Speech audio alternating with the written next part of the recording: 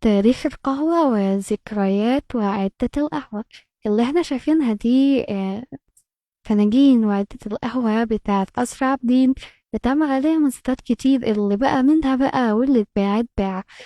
طبعا كان في طباخين مخصوصين لعمل القهوة، وسفرجية مخصوصين لتقديم القهوة.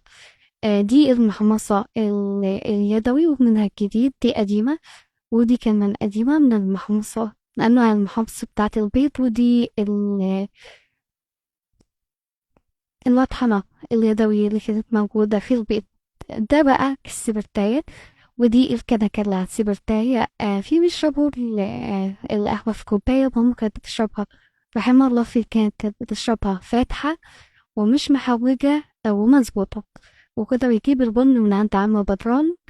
لا أيوة ده بدران.